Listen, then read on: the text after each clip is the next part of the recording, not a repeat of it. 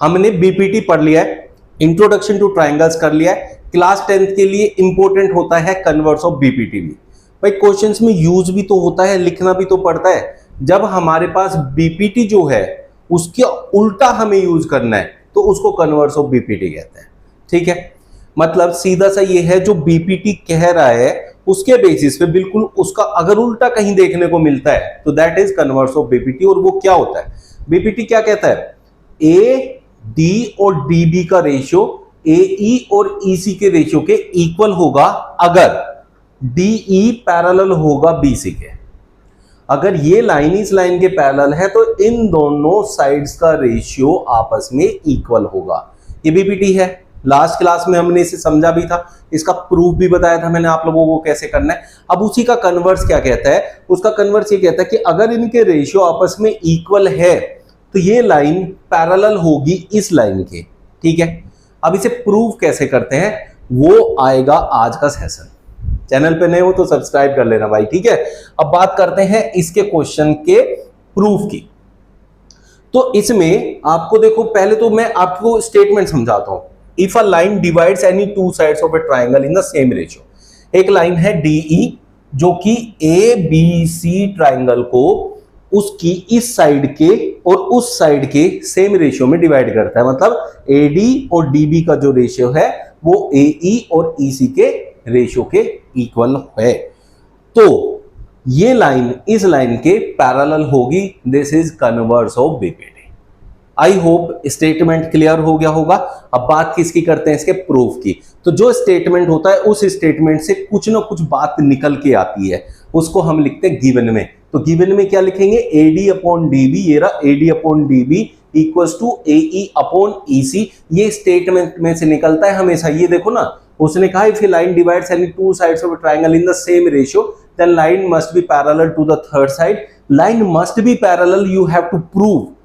लेकिन वो कह रहा है two sides of a triangle are divided in the same ratio, वो गिवन है। तो ऐसे स्टेटमेंट में से पता चलता है गिवन क्या है और प्रूव क्या करना है। इसीलिए मैंने इनको यहां पे अलग से हाईलाइट करके लिखा है ताकि आप इस स्टेटमेंट से ये समझ पाए सीधा सीधा गिवन क्या होता है और प्रूव क्या करना होता है। ठीक है ना, चलो प्रूफ के लिए अब जो चीज हमने देखो फर्स्ट चैप्टर में पढ़ा था ना, इर्रेशनल नंबर किसी को प्रूव करना, वहां हम क्या करते थे, वो कह रहे इस नंबर को इर्रेशनल प्रूव करो लाइक √3, और हम कहते थे लेट √3 इज रैशनल, कहते थे। वही चीज यहां अप्लाई करनी है।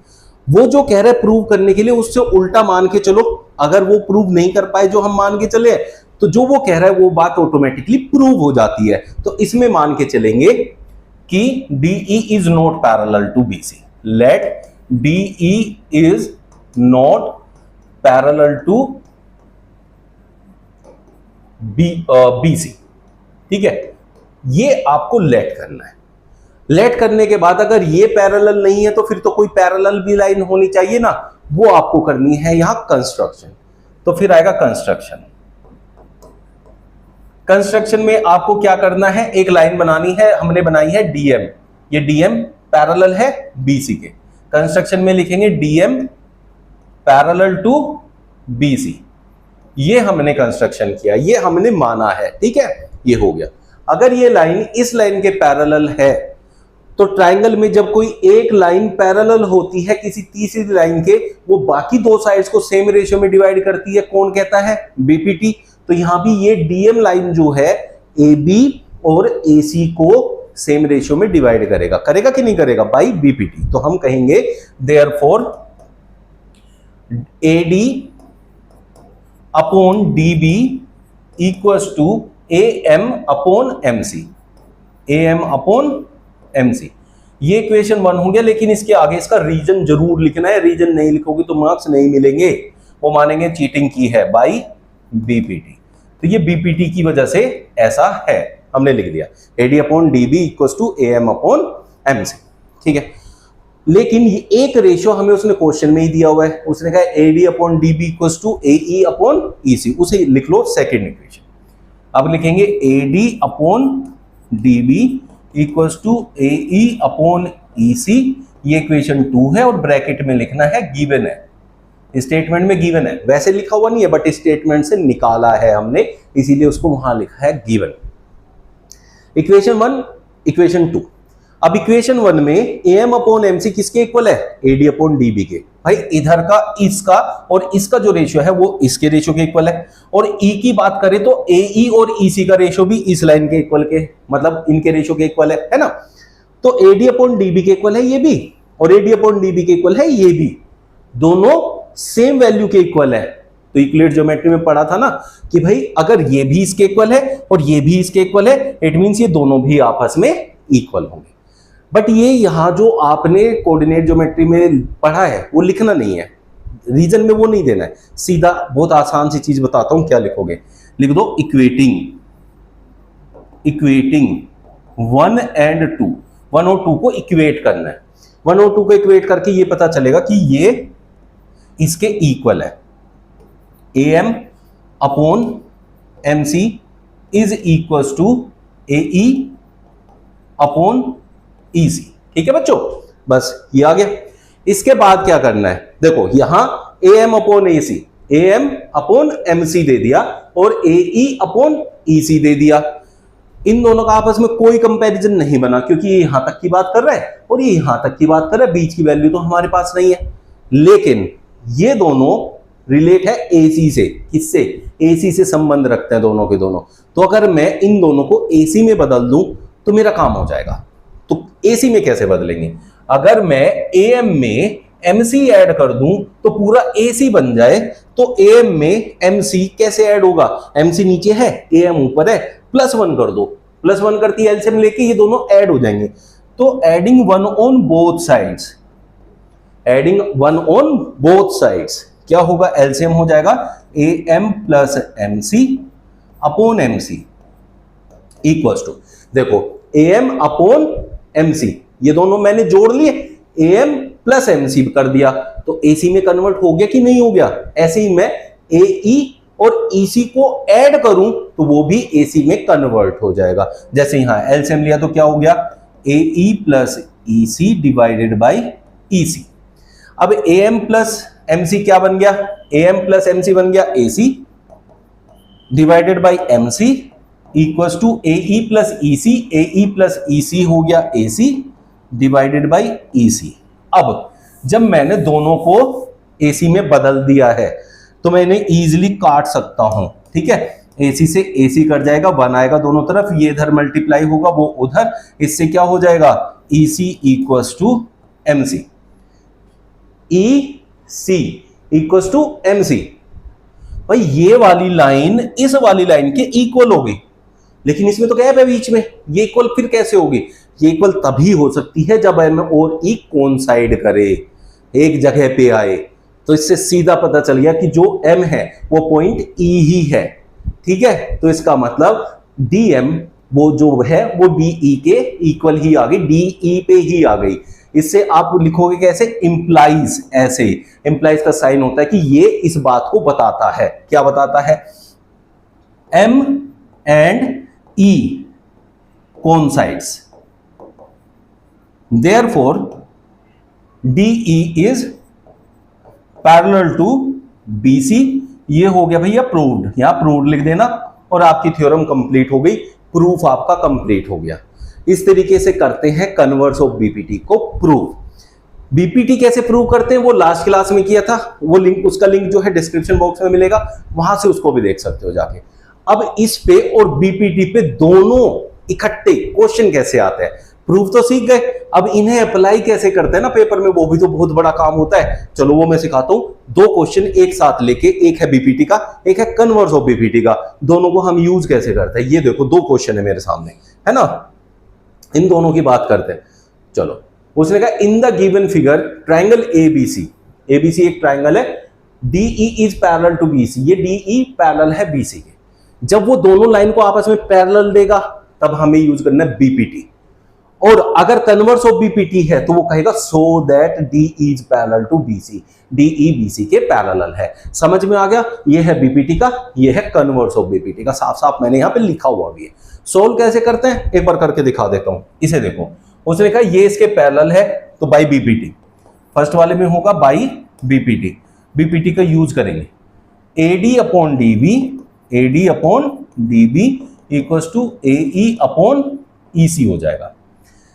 ऊपर वाले को नीचे वाले से इधर वालों को डिवाइड करूंगा तो उधर ऊपर वाले को नीचे वाले से डिवाइड करूंगा तो ये दोनों आपस में इक्वल होंगे। इस क्वेश्चन में बीपीटी से ये बात हमें पता चल जाती है, उसका यूज करेंगे और एक्स की वैल्यू फाइंड करेंगे। तो ये क्या है 4x माइनस 3 ऊपर वाला, नीचे क्या है DB 3x minus 1 equals to 8x minus 7 और 5x माइनस 3। और भाई दोनों के दोनों सीबीएसई में पूछे गए क्वेश्चन है, ऐसा नहीं है कि ऐसे कहीं से भी मैं तुम्हें क्वेश्चन सिखा रहा हूं। इसकी इधर मल्टीप्लाई कर लो, इसकी इधर कर लो और सोल्व करो। तो 4x माइनस 3 की मल्टीप्लाई होगी किसमें 5x माइनस 3 में और इक्वल्स होगा 8x माइनस 7 इंटू में 3x माइनस 1 में। ठीक है, कर देते हैं multiply. 4x into 5x 20x square. देखो पहले इस 4x की इसमें भी करो, इसमें भी करो, फिर माइनस 3 की इसमें भी करो, इसमें भी करो, दोनों में मल्टीप्लाई होती है। ठीक है, 4x इंटू 5x तो 4 इंटू 5 20, x और x की मल्टीप्लाई x स्क्वायर। जिसको बिल्कुल मैथ्स नहीं आता ना वो सीख लो, ठीक है, और जिसको आता है वो थोड़ा सा पेशेंस रखो, जा रहे हैं आंसर पे। फिर इस माइनस 3 की मल्टीप्लाई, पहले 4 5 जो 20, 4 3 जो 12, ये प्लस का है ये माइनस का है, मल्टीप्लाई होगी तो माइनस आएगा, 4 3 जो 12 x, फिर माइनस 3 की multiply, minus 3 into 5 minus 15x, minus minus plus 9। ये आई होप क्लियर हो गया होगा सबको, है ना। फिर इक्वल्स टू में इनकी मल्टीप्लाई कर देते हैं, 8 into 3 24x square minus 8x minus 7 3 जो 21x माइनस माइनस प्लस 7। ऐसे अब सबको एक तरफ ले जाओ, इनको उधर ले जाता हूं। उधर किधर, इनके पास। ये क्या है 24x स्क्वायर, इसको उधर ले जाऊंगा तो माइनस 20x स्क्वायर होगा। लाइक टर्म आपस में प्लस या माइनस हो सकती है, ये एक्स स्क्वायर वाली वैल्यू x के साथ माइनस या प्लस नहीं हो सकती, सिर्फ एक्स स्क्वायर वाले के साथ ही प्लस माइनस होगी। ठीक है, ये उधर चला गया।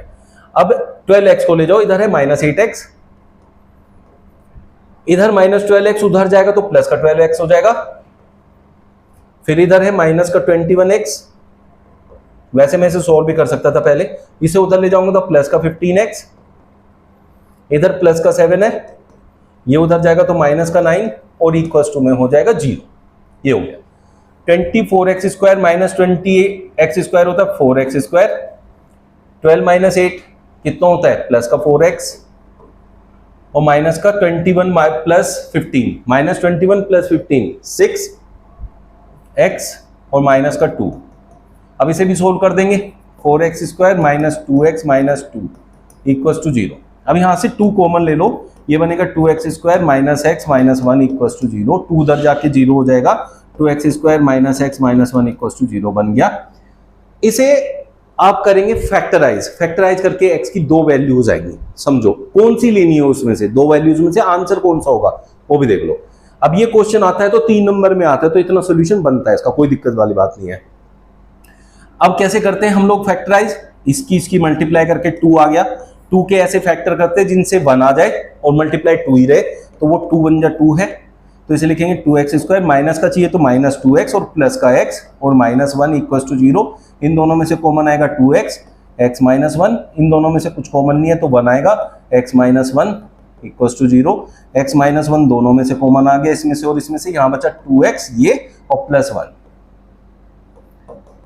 एक बार इसे 0 रखेंगे तो ये x इक्वल्स टू 1 हो जाएगा, एक बार इसे 0 रखेंगे तो 2x equals to minus 1, x equals to minus 1/2। जो डिस्टेंस होती है वो कभी भी माइनस में नहीं होती, तो इसलिए x की जो वैल्यू प्लस में आई है सिर्फ वो कंसीडर करेंगे आप लोग। तो x की वैल्यू हो गई 1, तो आंसर आपका 1 आ गया, x इक्वल्स टू हो गया बेटा 1। उसने x की वैल्यू फाइंड करने के लिए बोला था।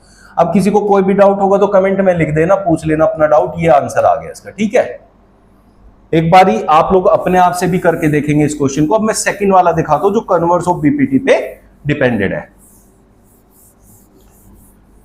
क्वेश्चन पढ़ो पहले।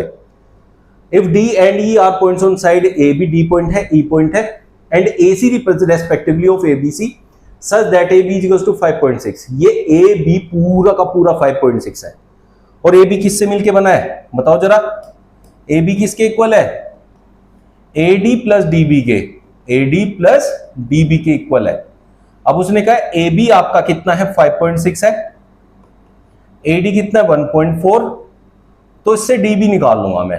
ठीक है, वैसे निकालने की जरूरत भी नहीं है लेकिन मैं निकाल लूंगा। ठीक है, अब ये इधर माइनस हो जाएगा आके 642514, डीबी की वैल्यू आ गई 4.2। ठीक है, ऐसे इधर से निकाल लूंगा, 7.2 में से 1.8 माइनस करूंगा तो 5.4, ये नीचे वाली आ गई, ये आ गया। अब उसने कहा so that DE is parallel to BC, DE parallel है बीसी के। डीई पैरेलल बीसी के कब होगा? जब इन दोनों साइड का रेशियो आपस में इक्वल होगा। अगर रेशियो इक्वल है तो साइड आपस में क्या हो जाएंगी? Parallel bye converse of BPT. तो इसका मतलब मुझे इन दोनों का रेशियो निकालना है, इधर इन दोनों का रेशियो निकालना है। अगर दोनों का रेशियो इक्वल आता है तो ये एक दूसरे के पैरेलल हो जाएंगी और ये प्रूव हो जाएगा। ठीक है, अब हमें पता है क्या होता है बीपीटी बाय बीपीटी। अभी दो तरीके बताऊंगा, ये क्यों निकाला वो सीख लो पहले, और इसे निकाले बिना भी कैसे कर सकते वो भी बताता हूं। एडी अपॉन डीबी 1.4 अपॉन कितना है 4.2, ये कितना हो गया? पॉइंट से पॉइंट गया, 14 1 जा 14, 14 3 जा, तो 1/3 रेशियो आया किसका? एडी अपॉन डीबी का। एडी अपॉन डीबी आया 1/3। अब मैं एई अपॉन ईसी निकाल लूं, एई अपॉन ईसी इक्वल्स टू है 1.8 अपॉन 5.4, पॉइंट से पॉइंट जाएगा, 18 1 जा 18, 18 3 जा 54, 1/3। AD upon DB, AD upon DB का जो रेशियो 1/3 आया है, एई अपॉन ईसी का भी सेम रेशियो आया है।